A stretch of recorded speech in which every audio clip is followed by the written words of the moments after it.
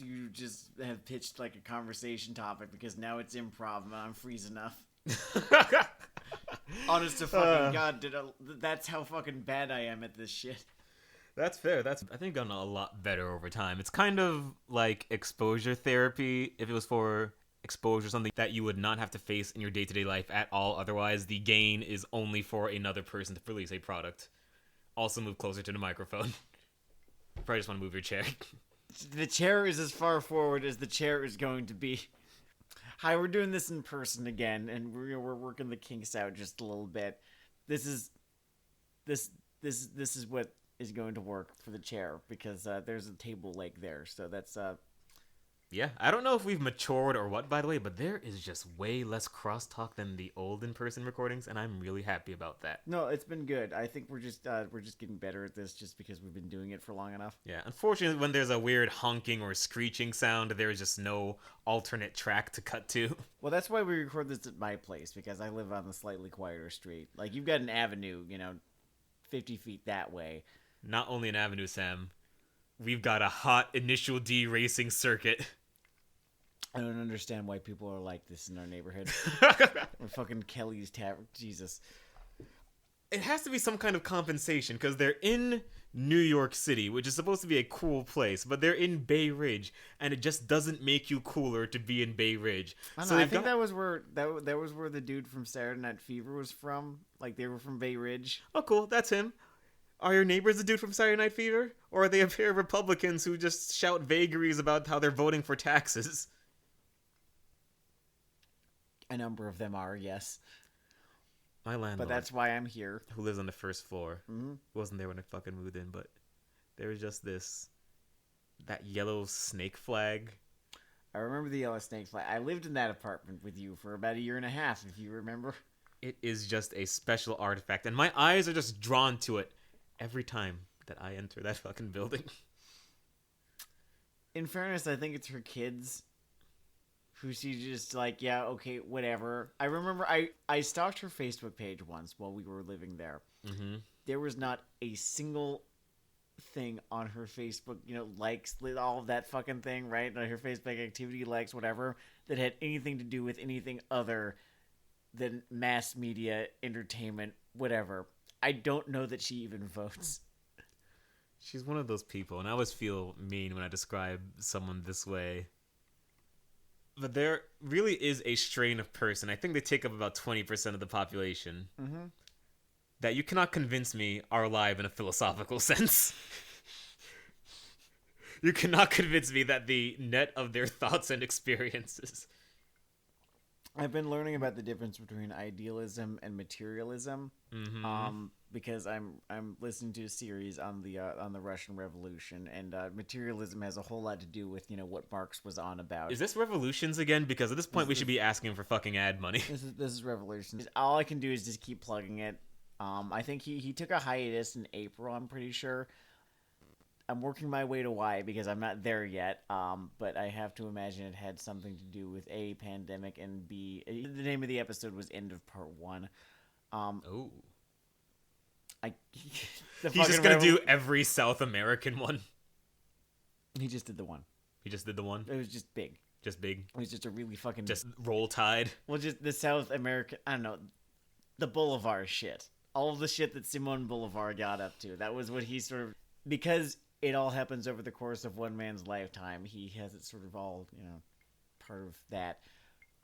What a fucking run that guy had. I learned from Mike Probably Duncan that he rode further on horseback than probably any other person in history. I did not know that until you told me it. I was considering pretending it already knew when you said it the second time and really just being that person you want to talk to a bit less than you do, but I think I'm improving as a person. I think you are too. But let's test that theory. My ice cube is melting weird. Let's test that theory that I've improved as a person. Sure. Because last week... Mm-hmm. I got hit by a fucking car.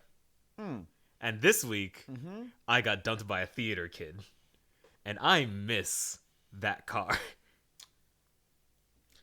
you want to talk about it? A little bit.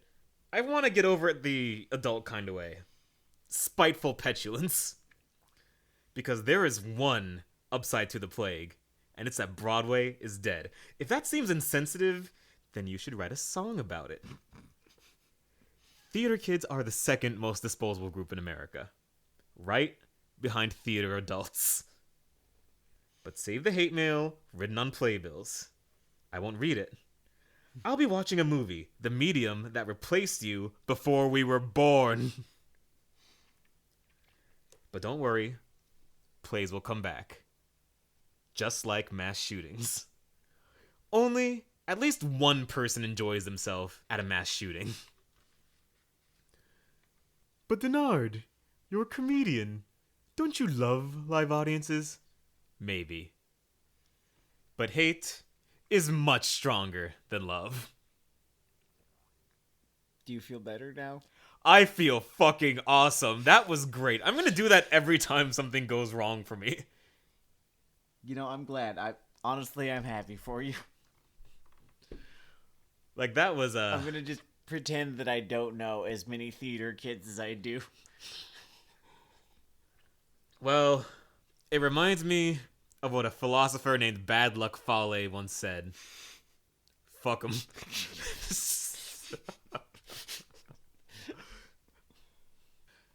If you are into theater and out of work, or not into theater and out of work, or your job just sucks, or you're a human being alive in 2020 that hasn't voted in certain patterns, I actually do feel for you.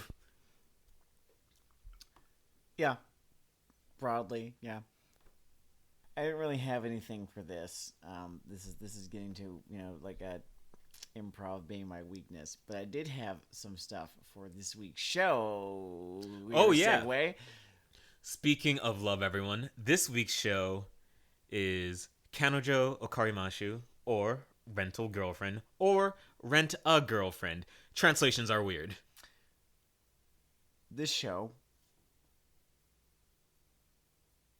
needs a better title, or maybe it's me. Because I went into this pitching basically a hate watch to you, or maybe you pitched it to me. This was supposed Sometimes to be a hate we watch. fuse into one mind, and that mind wanted a victim this week. That mind did want a victim this week, and for the first 6 or 7 minutes of this show, probably not even that much. For the first couple minutes of this show, that was what was watching this episode. That's what we were doing. And then this stupid fucking thing happened that happens sometimes. And it's frustrating at first, but then I learned to be alright with it. Where this show is actually kind of good. So we got Tai Chi'd. And we got Tai Chi'd in a way that specifically only comedic series can do. Because I was taken from laughing at the show to laughing with it. And I almost resented it when I was in the middle of episode 3, laughing at something saying, you motherfuckers, you took this from me. I was supposed to have a hate watch. I was supposed to do that thing on this show where I get really fucking tired with the state of anime in the world, and I'll start talking about it like it was just another thing that failed or was... But no, this was good. Yeah, this was just a good show.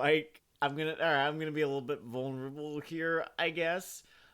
Not vulnerable, but, full disclosure. I totally thought that this was going to be full of, like, pointless, stupid anime bullshit.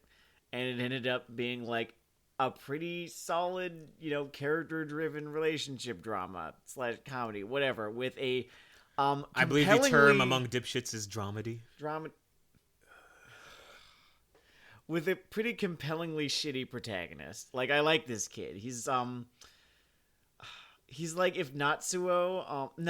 I can't compare him to Natsuo because Natsuo is this unholy fucking demigod.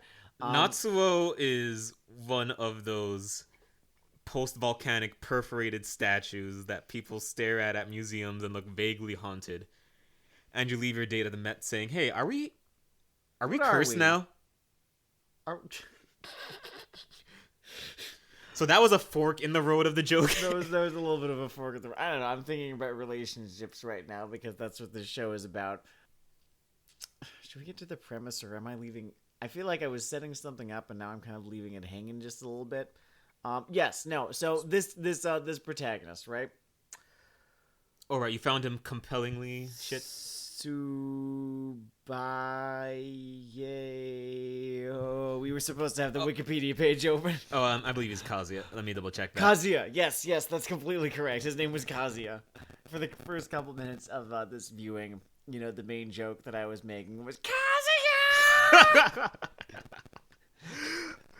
I don't know what pact you fucking signed to get that pitch. I can't maintain it for very long, and it's way lower than I used to be able to go. Oh no! Are we going to break through glass now? See, it breaks really quickly. I can't do it too many times in a row. Isn't this how Pokemon lower each other's defense? I thought that Screech lowered one's special defense. Poke nerds, feel free to correct me. You were supposed to be Poke nerds. Nerd. I think it's defense. Yeah, I'm pretty sure Screech lowers defense. So I was expecting I guess way more stock vein of humor. It's not that it's very inventive humor, but it's just the word workman-like has been used a lot. The character writing's there. The character writing is there. The jokes are funny. The jokes are funny. In the density of what can be known as anime bullshit, it stops at a hard 7. No, it stops at the most anime bullshit that we get from this is just a whole bunch of fucking coincidences that you kind of sort of take. And that's more of an international rom-com problem. Yeah, it's you meeting this show where it is, and I'm fine, taking all of the coincidences and being like, okay, fine, this happens. Because there's quite a few of them. They ran a bit far for me, but I wouldn't say that it ruins the show. I just think that at the launch it's just saying, okay, we're here. Well, it's part of the formula. You sort of have to, these things are built on, dumb coincidences that get everyone into this mess. And then what gets them out of this mess is, their character development. That's, just how rom-coms work. Mm-hmm. And the starting point of this character is Emperor Virgin. And I was really worried that this is going to be, and maybe it partially is, maybe deep into psyche it is, but it's not done in a too cloying way, so I kind of rock with it. Mm-hmm. But sometimes when I prod at things like, the average romantically oriented isekai, I say, wow, has the standard for what a personal fantasy is fallen this low? Because in this show, the concept is, it's called Rental Girlfriend.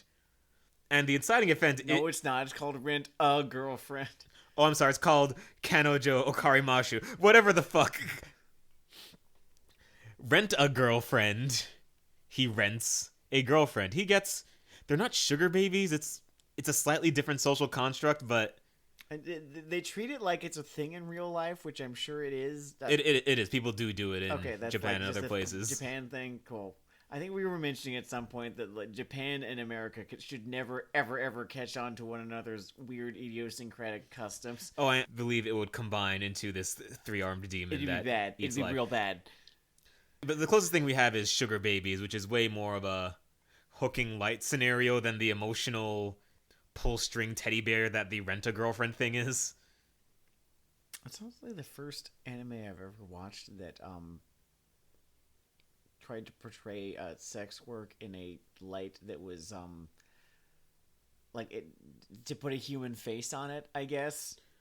I mean, when you pick a concept, we're going to spend that much time with it. You either do that or you're going to start sucking real bad real soon, which I guess is one of 46 things that went wrong with, God, I can't remember the name anymore. Whorehoppers. Oh, yeah. Interspecies reviewers. Interspecies reviewers. Ishizoku reviewers. Whatever the fuck you want to call it. This is a better program. Okay, a lot of programs are better programs than that. Most programs are a better program than interspecies reviewers. And if you think differently, you're a fucking virgin. Fuck you. Not necessarily a virgin. You could also be a sex criminal. You could have had sex. It retroactively isn't consensual, but let's move forward here. I can't make a noise that tells you that I'm biting my fist right now. We go very softly here at Weeaboo Hell. We're very considerate of various creatives and fans' feelings. It's all about good taste. Good taste and dignity. Always dignity. But yeah, the inciting incident is essentially this guy washes out with a girl. See what I did? See what I did at the start of the episode? I am fucking hilarious. We tied this all in. You know, there was seeds early on in the episode, and now we're reaping what we have sown. And he hires this girl, and I was kind of fucking worried about the show at the outset, to be honest. I think part of it is that it honestly really does just sort of sprint through trying to just put the basic comedic blocks in place, the character blocks, whatever, and that a lot is asked of you at the outset of the show. Yeah. But once you have given it that, the payoff is, I feel, quite worth it. The joke writing on this show, for instance, is pretty up there. It's good. It's real fucking solid. Again, like you were saying, it workmanlike. Workmanlike. I would say it's spiky implies it gets worse than it does, but it's more. I don't think you so much laugh very consistently throughout Rental Girlfriend as much as it will just spike hard 3 or 4 times. It will spike hard up there, like real. I remember we had to pause it once or twice. Yeah, and because it was really funny. It's not a 30 Rock in that you will not get a killer every 0.52 seconds, which is kind of how I like to write comedies, but I totally understand there are other methods. So there are some jokes that are a little more stock or fall a little more flat, but I really think that this show, in the aggregate, in its first 4 episodes we watched for so far, is quite fun. Yeah, I mean, they will do, occasional just dumb little anime gags that kind of have to be there just because they do. But then you'll get this great fucking gag, like, all right, so a little bit of context. The show starts out with him being dumped by Kazuya as the character. Kazuya! Kazuya is the name of the main character. I love life. He gets dumped by his girlfriend, Mommy. There's no comfortable way for me to pronounce her name, Mommy. I prefer Mammy, but that's because I don't have the black thing hovering over me. I'm not going to pronounce it like that. And Mommy sounds weird because I'm not Puerto Rican. So do you want to go with MM? Is she mother's milk? No, I'm just going to say Mommy, and I'm just going to feel kind of fucking weird about it. That's cool. She's kind of a weird character anyway. She's intentionally. Intentionally. Whoa, that's some different shit, huh? Anyway, Mommy dumps him at the outset of this series, like two or 3 seconds into this fucking thing. In his post-breakup depression, sees fit to hire a rental girlfriend, which is not quite a prostitute sex work. It's different. It's like it's you basically pay them to act out all the emotional shit. Run on proto dates with you. I'm sure in the thrust of them there are people who do that, but the social construct itself seems to more be the incredibly sad experience of having someone walk around trying to be attracted to you. It's like they're not a sex worker, they're a romance worker, if that makes sense. Yeah. Like that is the labor that they're doing. Right? So he Wikipedia probably page, still please. need to carry Wikipedia mace. Page, please. Wikipedia page, please. Oh, you mean Chizahara? Chizahara, there we go. So he ends up hiring this. I'm sorry, Chizuru Mizuhara. Chizuru Mizuhara. Man, that's more name than we usually get on this show. Right? He ends up hiring her as his rental girlfriend. They go on a, pretty standard generic date. It's an aquarium, which seems to be way more of a thing in anime. I like aquariums. Baltimore has this cool one. No, going to aquariums is normal. I'm talking like the aquarium date. Oh yeah, I've never gone on an aquarium date. We want to because there's seals there, and seals are great. But A, the Coney Island Aquarium is like there's an outdoor portion, and it's starting to get a little bit colder. And B, crowds. I see, man. I should go to the zoo before winter kicks in. But yeah, aquarium date, and then there's a second go around. And then the 4chan part of his psyche starts kicking in. Oh man, and not in an unaware or unquestioned way of the show's part. Like he is having a verge out. Yeah, he's doing the fucking crying Wojak thing. Yeah. And he's starting to go on these little rants during a date like, how could you sell your emotions this way? And she rightly dresses him down for it, you know, once they find a quiet place to speak. And that was basically what I was waiting for in this episode. It wasn't at all surprising that she is much less well, that she's much more less human. Stepford. Well, yeah, that she is much more human in, you know, her actual personality than, you know, she let on during these, you know, essentially fake dates. I mean, I think 3 people have been born in history who had a Stepford wife personality hiding under there. And I think 2 of them were murdered by serial killers who saw an opportunity. Good lord. I'm really going for it today. I feel we're spending more time on the premise here than we usually do. The point being, at one point, the 2 of them, shenanigans ensue. They need to keep pretending to be a couple because they were witnessed by people from their personal lives being a couple, even though they weren't. There's a whole big thrust in. I don't know if it's gonna be the entire show, but at least in this opening arc, there's a lot about the dumb shit people do for social proof.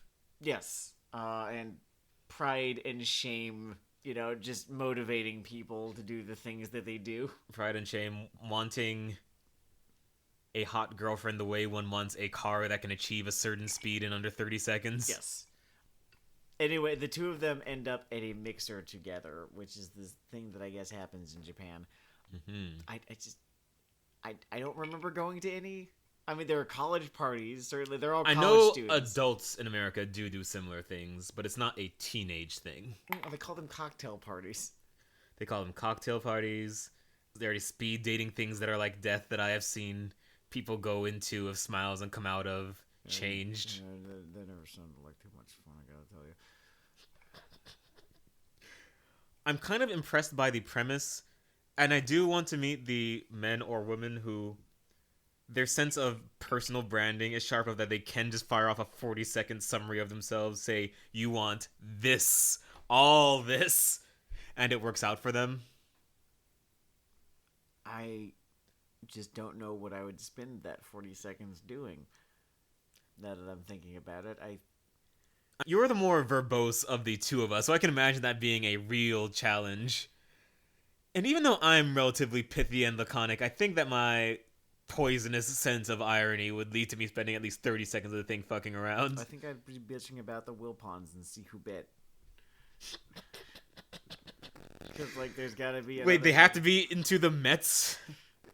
I don't know, that's what I'd think of. It's like, it's a starting point, if nothing else. Anyway, you're gonna meet an alcoholic who's super into the fucking Mets, and that's just gonna be fine for you during the speed dating thing. Is I'm getting from this. I was trying to build up. We were trying to work our way to the gag that sold me on this show. It's been 20 minutes. We're having fun. We're having fun.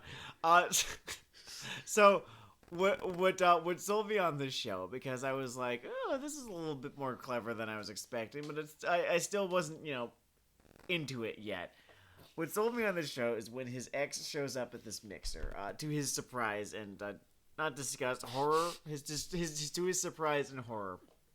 Mm-hmm. And about a half an hour or so into said mixer, she starts airing his fucking dirty laundry about their relationship in like a really big TMI way. And then there's this great little bit where it cuts to her drink. And it's being empty. And I fucking lose it. And that's when I decided that this was a good show and that I was going to keep watching this show. Just ability to construct a gag like that. I am a stubborn fuck. Mm-hmm. I knew inside that I was warming up during that whole party scene. But the moment where I surrendered was the Peep Show Beach. Now, I don't know how many of you know what Peep Show was. This was a British sitcom that, in theory, is about 2 young guys in a city, but it's really about self-inflicted emotional pain. Oh my god. Everything that has called itself a cringe comedy after Peep Show is lying to you. Is a fucking liar and a pretender to the throne. And there is a gag in the 3rd or 4th episode of this program. I don't know if it'll top it. Maybe it will. Maybe it just seems to be part of the formula. Mm-hmm. That just reminded me of Spies. Because some spies in mass media had a suicide tooth. And if I was him in this scene, I would have just broken the fucking suicide tooth. Yeah. my teeth would be digging into my jaw. In brief, to curry favor with his ex, who he's now deciding that he's trying to impress and win back, he openly announces to her, all his friends, and his, supposed girlfriend that they were considering breaking up, and then he kind of, eyes his ex a little bit to see her fucking response to this. We had to pause a little bit because this scene caused us physical pain. Dude, it was the Peep Show barbecue all over again. Was that I don't use this word because it's not a great word and I don't like using it, but I'm pretty sure I paused the series, I paused the show, paused the episode, and yelled pussy at it. Remember, I did do that. I can't remember if it was that moment or another one. I'm thinking it was that one. I think we started out with adjective plus simp, like hyper simp, omega simp during the restaurant. The fucking Squirrels in My Pants song from Phineas and Ferb as this fucking thing went on. That beat was the fucking melody, bass, and percussion of this show. I think when the term simp first became just a thing in the public lexicon, I was wondering, what the fuck is a simp? And then Morgan was like, remember Mordecai from Regular Show? That's a simp. That's a simp right there. That was their and now we have an even better example. Kazuya. Damn it. Why is it this easy? I thought I was an adult. I thought things had to have setups and punchlines to make me laugh. They did, and now they're doing it again just because you know what the reference is to. I don't know. It's a really funny delivery. Fair enough. A lot of what works about Konosuba is very, very simple. It's just a fucking blue-haired girl who's drawn like a regular Bishojo, except no, she has absolutely no dignity and is screaming. It's pretty great. It's just it's simple. So when it comes to like this dunking Kazuya, a cat in water. When it comes to this Kazuya in fucking Rental Girlfriend. Rent a girlfriend. In fucking Rent a Girlfriend. See, was that hard? Yes. So when it comes to this Kazuya, it taught me something. Kazuya! It taught me that inside of every man, there are two primordial forces. One is Kazuya, and the other is Future. And until you find a balance between these two, you will never have a healthy dating interaction. Okay, so for those of us who were avoiding pop music like the plague when Future was big, explain what you mean by Future being the equal and opposite of Kazuya. Future is simply the rapper who introduced the line/concept, she belongs to the streets. Which, is a mentality. It certainly is an option for walking around the world. But it doesn't necessarily come recommended. I think I was saying something earlier about how there's something compelling about how shitty about how shitty Kazuya is. It has to do with this complete lack of self-respect he seems to have. And obviously, there's something that I find relatable about him. I'm looking for what it is. I think it's I think that they do something really kind of relatable in so far as just being at such a fucking low point in your life that you start doing things that you'd never even consider doing had you an ounce of self-worth in you, but you don't have any self-worth right now because that has been taken from you. Taken, but you've also given it away. And you're aware of the fact that you've given it away. He reminds me, and you have to switch the vice. Mm-hmm. And the guy listens to the other primordial force. Mm-hmm. But if you switch the vice, he reminds me of Riley Freeman. Riley wants to be that dude, and he will just continually and obviously ruin his life and day in the attempt to be that dude. I'm trying to honestly figure out what specifically motivates this guy. What specifically motivates Kazuya. It's not It's the It's not that- intersection of loneliness, status, and There's some amount of trolling lust. for Jine. You know, that's the thing. There seems to be some amount of lust present in this, but less than you would think. It has less It's to definitely do a composite. with it has less to do with animal lust, his motivation, and more to do with what he thinks he wants. It's good. No, this is really it's good character writing. Is what I'm kind of getting at, because there's a big, when you read about screenplays and stories and how to write, either of them, there's this idea of the lie that this character believes, right? And he believes one or two of them, honestly. And acts in accordance with, I need to fulfill this thing because this will finally make me happy, right? And as low as he sinks, right? As simpy as he fucking gets, that is identifiable and interesting about him as a character. I was pleasantly surprised by, I guess, the creator's attitude towards the character and his behavior. In my perfect comedic world, I think I would have taken all of them to the moral abyss, but what he does is good too, in that he is sympathetic to the guy's virtues, but he's really just hammering, this is fucking sad. Look at this.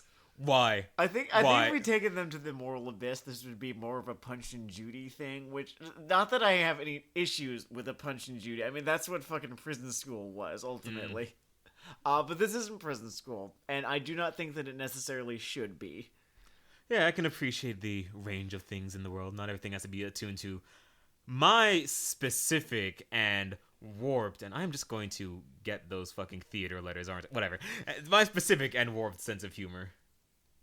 I feel like there was a third linchpin Oh my god, I don't know how I even talked about this. There's this whole sick grandma plotline. I'm not even gonna explain the plotline. What's important is that his grandma's sick, but she is fucking hilarious. She's really great.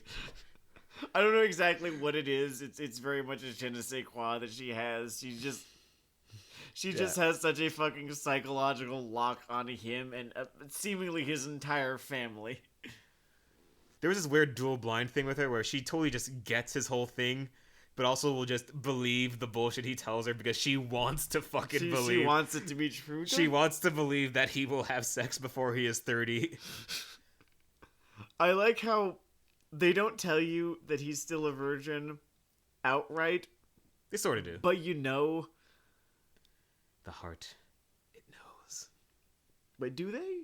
Well, his friends call him virgin all the time. But that has nothing to do with anything. Like, I'll call you a virgin right now. Whatever, virgin. Fucking virgin. See, it doesn't actually necessarily mean anything. When Virgosoid. Okay. Virginian. Virgosaur. Virgzard. Virgstois. Virgachew. Oh, I kind of like Virgachew. If you walked into one of these mixers and one of your, I don't know, top 2 exes was sitting in that mommy seat, what do you do? I thought we agreed that we wouldn't do this bit. No, I don't have a funny response for you. I'd fucking leave. I'd get the fuck out of there like a coward.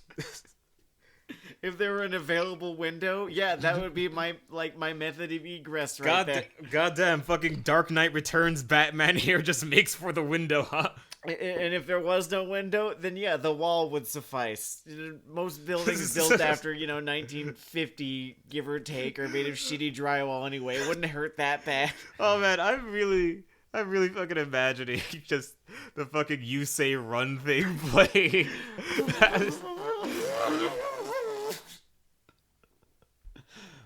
And it would hurt. It wouldn't hurt that bad, but it'd hurt.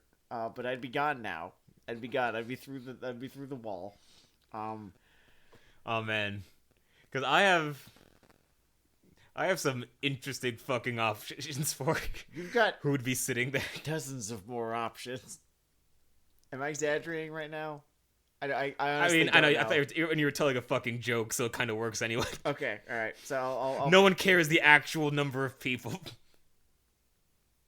Which is All right, you see now, this is a podcast, so it's going to sound like I'm either talking myself or putting myself down. So there is no winning number here. What's important is that I am really attractive for the first month. And then things start going awry. You gave me like a politician's answer just now. Or I ask you a yes or no question, and then you'll start providing context or something. Well, look, what's important to understand is that we can't let extremism impact how we evaluate our ex-girlfriend statistics. I got out dental floss just now. I don't really know why. I thought you were gonna fucking grope me or some shit with that. I was thinking, man, was I that bad with that question? No, I just, there was some dental floss and I got it. Go ahead. The reason that question interests me is that I'm only really interested in the answer to one of them, which was the whole wild 2-year sort of a weird green card kind of scenario. Did I just confess to a felony on a podcast? I might censor that. Or am I leaving it up? What the fuck's going to happen? Well, not that green card. She'll figure her own shit out. I mean, she won't, but I'm not running an agency here. But I think what I would do, I think I would just sit in that chair because I would need to know what happened next. And I think that's what draws me to this show, because I just need to see that depths moment. It doesn't matter if it's me, if it's someone else. I just want... preferably someone else. I want that memory in my banks. And that is what makes us stronger. No, man, that's what keeps us up at night. I have a pretty exhausting job. I need to have, like, a decent night's sleep. I don't need that shit on my fucking... Okay. Maybe Came Back Haunted starts looping in your brain. That's very possible, too. See, if I throw myself through the wall, there's a chance that I hit my head really hard. I pass out. My memories of the entire night are kind of fuzzy. And people tell me, yeah, your ex was at that party, and then you threw yourself through the wall. And then I'll say, yep, sounds like that party went about as well as it could have. Let me tell you the path of emperors. You take that seat. You're about to be wrong. You take that seat right in front of them. Mm-hmm. Still wrong. You make eye contact with their best friend and them. And with the most pleasant smile you can manage. How have you been? I work at X now. We are going to mechanically walk through every phase of this conversation until one of us kills ourselves. And I know just enough of your psychological profile where I am 75% sure it's going to be you. Why do I bring this up? That's not the same number that I came up with, but go on. Because I had that happen at a reading. And I shuffled my papers and waited in line, right in sequence before them alphabetically. And people did not know why I was laughing at my own dramatic story. Was there some payoff beyond just the emotional catharsis, or... Her mom was there, which is weird because her mom lives in India. And I'm there staring at my ex-girlfriend / technically legally ex-wife's mom. And it starts off of her trying to hold the dagger stare. And then I sort of go from like sweeping across the audience to just seeing what happens if I sort of lock the look in on her mom. And her mom cracks first.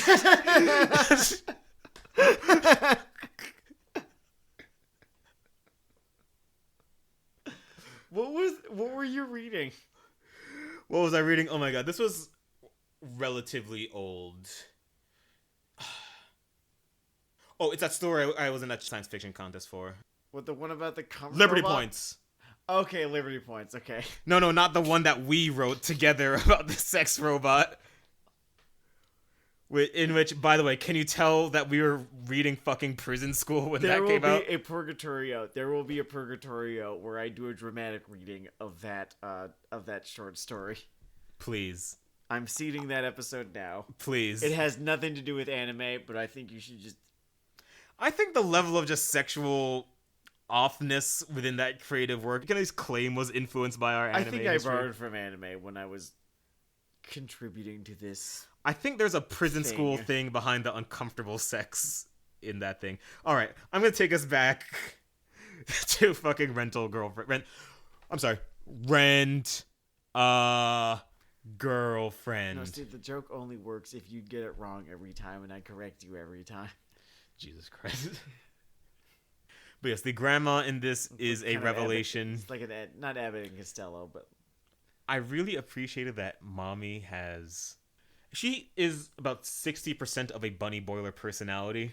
It's great. She's this really realistically written bad person. And you become more and more aware of how much of a bad person she is just as this goes on.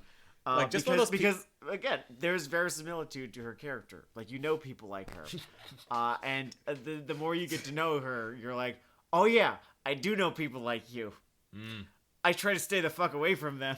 Mommy is a species. That still sounds fucking weird. I think that's how you actually do it, though. I think it's mommy. No, it is mommy. Again, there's like... I don't know, it's like if a character were named Daddy. It's the same fucking thing. I don't know, man. I don't feel great, like, saying that. I don't know, man. Mine's dead. What am I implying? That I dig her up? It's... Oh, Jesus. Okay. You made the fucking joke. I did... Oh, God. This is like... No, I'm leaving you in this place now. Hey, everyone. Like... welcome to Cumtown / Red Scare featuring Dennard Dayle and Sam Legault. Anyway. So you read some of the manga. A little bit of it, yeah. Does it keep the balancing act going? New stuff is added in to shake things up. I think they don't waifu gallery it at all, but they do introduce some characters that I feel don't necessarily need to be there as much, or seem to be there like in a way that... You make it sound like it's a harem but not a waifu gallery, which is a distinction that tells me I've been watching anime for way too long. No, the fact that there is the distinction, it's not my fucking fault.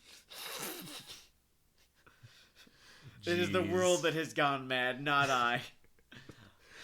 I see you're back to your Dark Knight Returns Batman ways again.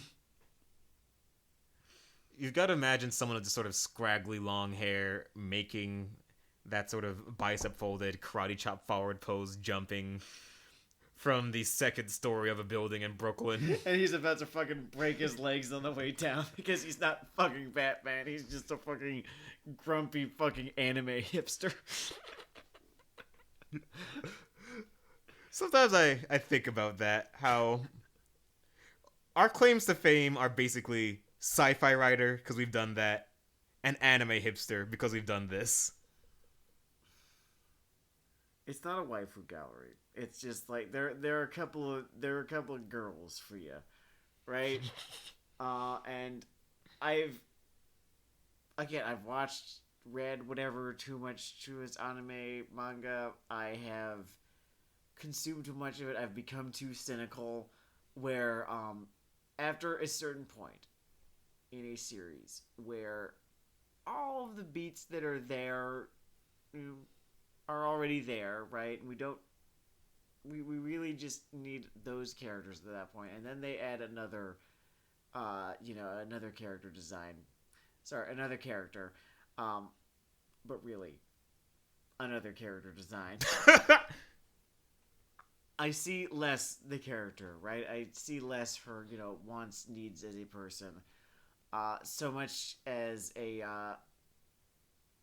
kind of like a line of code, if that makes any sense. Dude, you can totally see the puppet strings leading to an editorial meeting. Like a puppet strings, or just, the target demographic. Like, again, it's, oh, I remember. Remember in The Matrix when, the dude at the console, right? It was a different one in every movie, I'm pretty sure. He's talking to the dude at the console, about, like, so how do you interpret all of those green lines? And he's like, oh no, it's like once you get good enough at it, like see that one, that's a redhead, that one, that's a brunette. It's basically the inverse of that. When you were presented with waifu gallery characters, the world is just rendered in those green lines. I definitely can feel that, and I'm glad that at least thus far in the limited range I've gone through with this program, I've read ahead in the comic because I had terrible ads to write this week, and I sold one. I know what's in it. Mm-hmm. And I'm sorry. It's making the world a worse place. I mean, I'm really sorry. That is the somewhere out there of your profession. In Brooklyn, 2 guys are hosting advertising hell, and they're saying, "What kind of worthless fuck wrote this? This is not someone listening to his inner future." I was about to parrot the tagline, but then you'd probably have to edit that out, for fear of NDA demons coming out of the fucking, between, like, the space between worlds. I am convinced there's a kill switch. Just it would not be the most surprising thing, to be entirely honest with you. Like, I know that we have all kinds of fucking Procter & Gamble scale clients. Not literally Procter & Gamble. I'm safe. I'm ironclad. Well, like, around there, yeah. Around there, on that scale. Mm-hmm. I see you, moving towards the 8 paragraphs of shtick? It's not 8 paragraphs of shtick. I just prepared a little dessert for us this week. It's 9 paragraphs of because shtick. You guys deserve it. It's 10 paragraphs of shtick. And I'm paid by the word. Anyway, I got thinking about... Because the really funny thing about this show, and a point we never got to as much as I thought we would, is that this sounded like a way worse show because it also sounded like a certain type of show. Yes, it did. Like Blank Girlfriend. Could we actually we're going to push my things off. Yeah, I would like to cover that because I was absolutely, for lack of a better term, I guess, expecting some fucking stupid fucking degenerate bullshit. Yeah. Starring, some fucking, flat... unsympathetic pervert who you were supposed to think was funny, and some paint by fucking numbers waifu you were supposed to love, and I got neither of those things. I got this kind of identifiably pathetic, uncomfortable glance into many dudes, not every dudes, but many dudes past, right? God, it's like Pretty Woman for a generation of losers. And for... Alright, help me out here. Chizuru? Let's see. Once more, you are fucking talking about... Oh, Chizuru Mizuhara. Chizuru. Okay, I was right the first time. And for Chizuru, I get less, sort of engineered in a lab fucking waifu, the way that I perhaps unfairly criticized Ochiko Uraraka from Hero Academia. Oh man, we used to just joke about the Petri dish.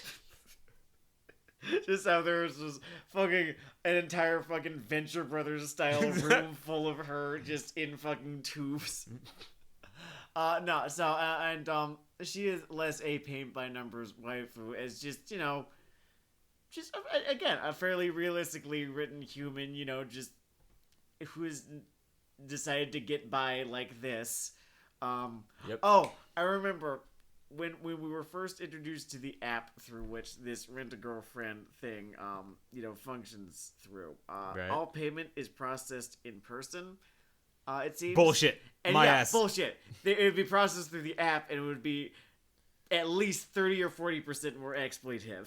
Like, she would have to do the thing that every tutor in the world does, where you meet your clients once through the app and then sort of sideline them into your back channel. And then the whole thing, like, it would be the humane thing to do would be to tip her or whatever, because and she knows, but you don't actually talk about it, that, she's getting paid fucking nothing through this app. Like, sub-Uber rates.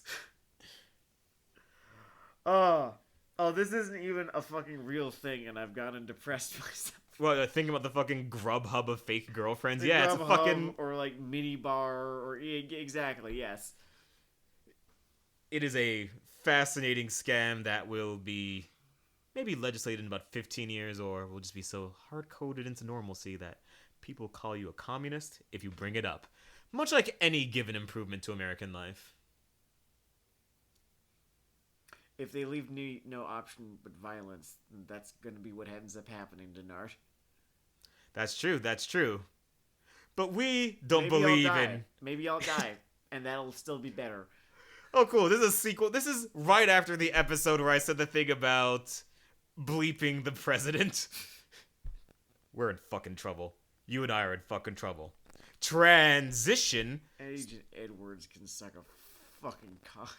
Now, some of the worst shows... I know you're listening, Edwards. Suck my dick. You had a choice, and you chose to be a fucking cop. Hey, at least like 3 cops will be spared-ish. Alright, so... Inspired by this program and some of its less effective company, I had a vision. I had a vision of our next project. The project that's going to put Weeaboo Hell on the map. Good God. And good things happen when I'm inspired, you know that. And I was inspired to just start designing just a premise and character set, just, you know, the foundations of a series for Sperm Jack Girlfriend. I'll just let you do this. Alright, so let's just start with the premise. It's the summer of love at UCLA. The plague's over, along with the American Empire. It's time to find love before the water wars begin. For most students, that means plenty of sun, plenty of late nights, and plenty of sperm jacking. Except for easygoing Ken Kawahara, who just wants to relax on the beach, far away from 20 years of child support. Can the girls of Dorm 5D snag a Trojan before sperm jacking season begins? Any thoughts so far? I hate it. Just because you haven't gotten to know and love the characters yet. Characters. Ken K, our hero.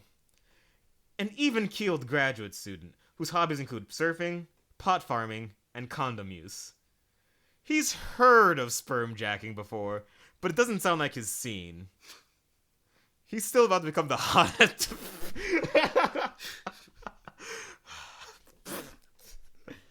See, this just sounds like the fucking dating sim episode because, there are, I'm sure, another 8 paragraphs or so of this. I know what they are. He's still about to become the hottest sperm jacking targeted tout. Arthur MacArthur, Ken's roommate. A men's rights activist and closet Nazi, single-mindedly opposed to all sperm jacking. Wouldn't it be crazy if someone sperm jacked him? He'd better be careful. See, it's more characterization than your average shonen sidekick ever actually gets. That's because I'm a fucking artist. No, it's because you don't understand shonen, because this man is not meant to be there. He's shonen romance or shonen rom-coms have room for one male character. Anything else is just a fucking rival. And that can't happen. Or can it? Because there's also Darius Tutt. Oh, see, now, now you fucked yourself just now. The 2... Ken's childhood best friend, who also goes through this school somehow. A casual scholar in the true history of Black Americans, going back to the pyramids. It just... Yeah, the whole Darius Tutt thing just clicked for me. More importantly... Are we going to have to explain what a hotep is on this show? At some point. This is about anime. At some point. This is supposed to be an anime podcast. More importantly, a sperm jacking fetishist that just can't seal the deal. I had to explain to one of my coworkers what a hotep was. What was that like? I felt the entire time like I shouldn't have had to have done that, and that it was bullshit that I did have to. Isn't it we're gonna just feel sort of foisted on you? Stan Norman, Ken's friend and mentor. A post-grad student that leads Ken in his experience in life, academia, and repeated sperm jacking. After a decade of getting sperm jacked by nearly everyone in his life, he's grown jaded with love and child support. It would take a truly special sperm jacker to melt his heart at this point. There are too many male characters in this. Are there? Or am I about to pair everyone the fuck off? That's right, it's gonna be one of those shows. Because here are the ladies. Lena, the head professor in a history department, with ethically and legally uncomfortable personal relationships with her students and colleagues. A sperm-jacking veteran. Rich, poor, young, old. She sperm-jacked them all. You know what's artful about this is that, you know, let's say there's a universe that exists where this exists. Everyone hates it. From every fucking political wing. While she has plenty of mentees and children to look after, she can't help but think that something is missing. That something? More sperm jacking. Edith, a philosophy and religion student, searching for the meaning of sperm jacking. New to the game, but ready to do her best. Edith might stutter and stare at her shoes whenever Ken comes around, but she knows that if she tries, she can sperm jack just as well as anyone else. How many more paragraphs are there? There are 2 more paragraphs. You can't see it, he's doing a sort of a wrap it up. I hate this. Anne, I hate it a lot. supposedly smart, pushes her glasses up and quotes child support statistics and paternity laws at length. Seems to be neither student nor faculty, meaning her presence on campus is motivated entirely by friendship and sperm jacking. And finally, Sierra, a well-balanced girl with no interest in sperm jacking whatsoever, and Ken's green light across the lake. She's not romantically interested in Ken, but wants him to distance himself from the bizarre wave of sperm jackings besieging the city. Goes entirely ignored in favor of Edith. So is that good for you just now? That was amazing for me. That is what I fucking live for. By the way, if you hated that shit, be glad that Sam is here. Because if it was not for Sam, this podcast would only be that. I never considered just how important I was. For want of a nail. Just how much of a fucking Hoover Dam my presence was. I almost made this longer, but I just imagined you throwing shit at me. I think I would definitely have run out of patience after 10 paragraphs. Oh, damn, it feels good to be a gangster. Anyway, this has been Weeaboo Hell. It's Weeaboo Hell. Look out in spring 2022 for Sperm Jack Girlfriend. But, you know, if you believe in God, then don't. I don't know, I might make this a fucking Kickstarter stretch goal or something. I'm kind of into this, but... No, definitely the dating sims. Or robot hypocrisy. Oh yeah, you know, a good thing that we like. None of you fucking heard about that. Put it in the back pocket. Let that be a fun surprise for the future. Okay, sure, yeah. But yes, this is Weeaboo Hell. I am Dennard Dayle, local malcontent. Fuck 12. He is Fuck 12. I'm also Fuck 12. I'm Sam Legao, yeah. Anyway, weeaboohell.com. Spotify. Nope. I don't know what the Spotify link is, but you know, if you just search Weeaboo Hell on Spotify, you'll yeah, fucking get there. Search it on iTunes, you'll get there. A lot of the secondary services were out too, because they all sort of spider off of each other. I don't know how it works, but it does. It does, or at least it works for them. And I think starting a podcast host is a way to make a really nice quick buck. Let's consider that. Okay. For now, I bid you all adieu. By the way, disregard the police.